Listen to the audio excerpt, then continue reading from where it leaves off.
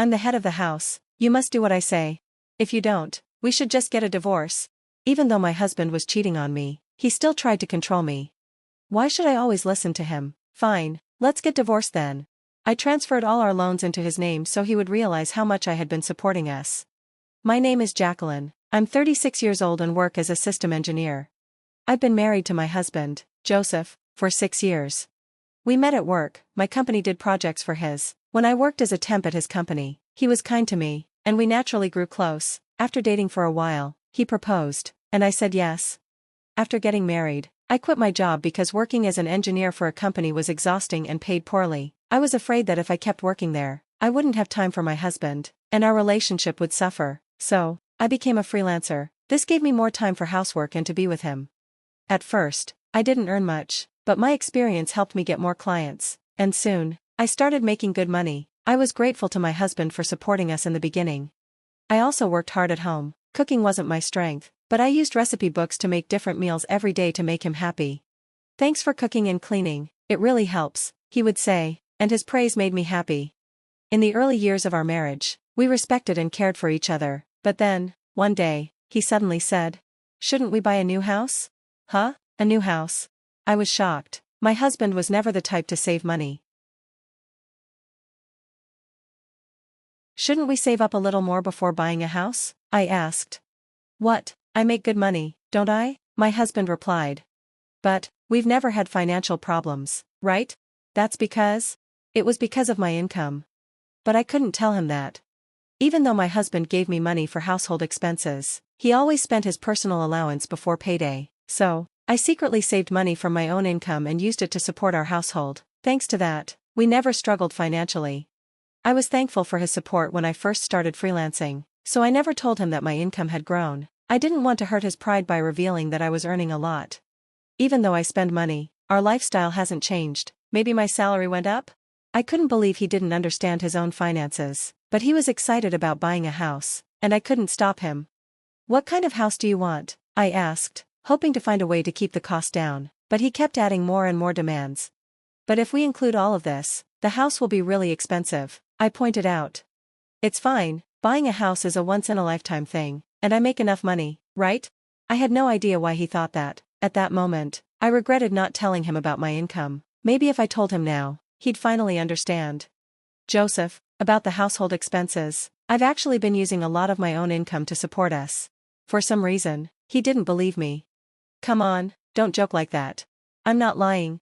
I wanted him to choose a more affordable house, but he ignored me and took out a loan for a house he could barely afford. At first, I thought we were managing money well, but over the years, his spending got worse. He started buying expensive brand-name clothes and watches, and he went drinking with his coworkers almost every night. He worked overtime to make up for it, but his bad habits only got worse.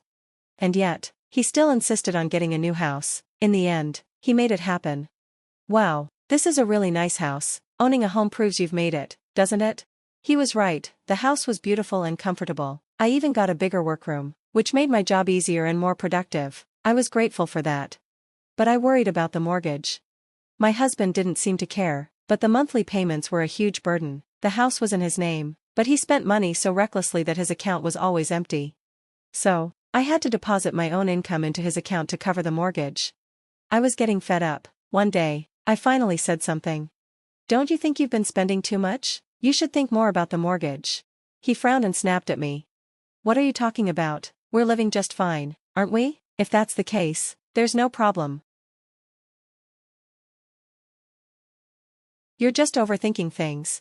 And if you don't have enough money, isn't that because you're bad at managing it? That's not my problem." "What? Hold on a second. I've been carefully managing the money you give me for household expenses, and I even use my own income to cover the mortgage and other costs, so don't talk to me like that. What's with you? Besides, the money you contribute isn't that much. Don't act like you're important. The one who earns the most is the greatest, and that's me, so don't try to tell me what to do." My husband shut me down with those words. I was shocked by how much he had changed. He used to be kind and thoughtful, but now we barely spoke. Some days, we didn't even greet each other. He was working late more often, always saying he had overtime. I started wondering if this was really how I wanted to live, just sharing a house with no real relationship. Maybe divorce would be better, but part of me still wanted to fix things. After thinking it over, I decided to reach out to him first. but he crushed that hope instantly. One day, I went to town to buy a birthday gift for a friend. It was a weekday, so my husband should have been at work, but there he was, walking with a young woman I didn't recognize. I couldn't believe it. Was he having an affair? To be sure, I hired a private investigator.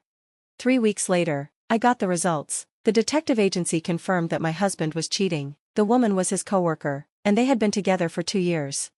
That explained everything: his sudden spending, his constant overtime. It was all because of the affair. I was furious. After everything he put me through, he was the one cheating? I had worked so hard to support him and protect his pride, and for what? I decided to take action immediately.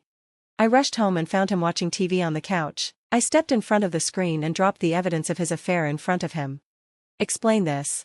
He looked surprised at first, but then he smirked. Oh, that's Meg. She's my new wife. What are you talking about?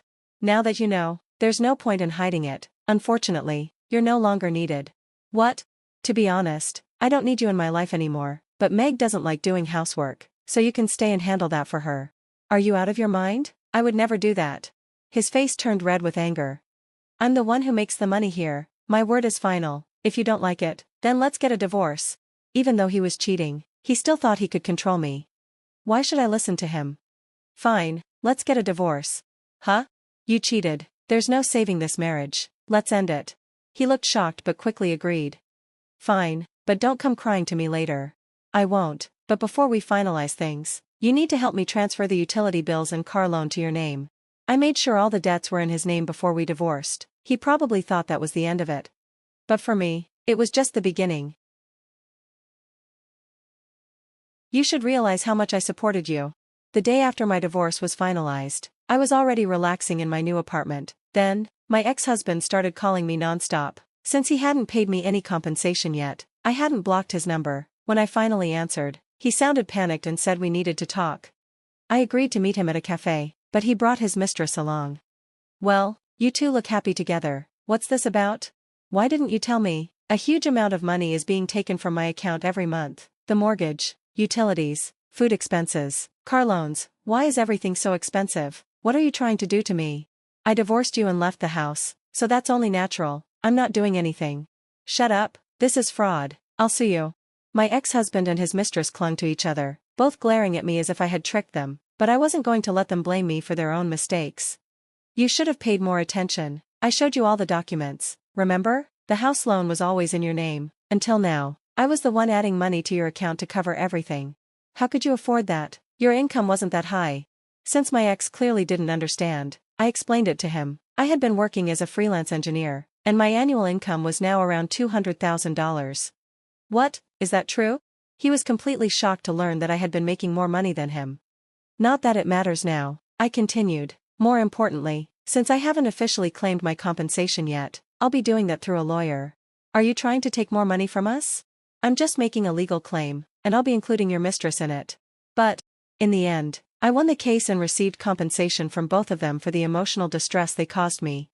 As for my ex-husband's mistress, she was horrified to learn that he wasn't paying for the house with his own money. The very next day, she disappeared from his life. Their so-called love ended the moment the money ran out. Now, my ex-husband struggles to pay off his debts while living alone. He couldn't accept his downfall and started spreading rumors at work about his affair. His mistress, trying to save herself, accused him of abusing her, but since neither of them had any credibility left, no one believed them. With his financial troubles growing, he lost focus at work, got demoted, and even had his salary cut. He brought it all on himself. As for me, I was a bit nervous about moving into my new high-rise apartment at first, but now I'm loving my new life. I'm not looking for marriage or romance anytime soon, but that doesn't mean I'll be alone forever. If I meet someone someday, I hope we can have a supportive, equal relationship, something I never had before. For now, I'm focusing on my work and enjoying my life to the fullest.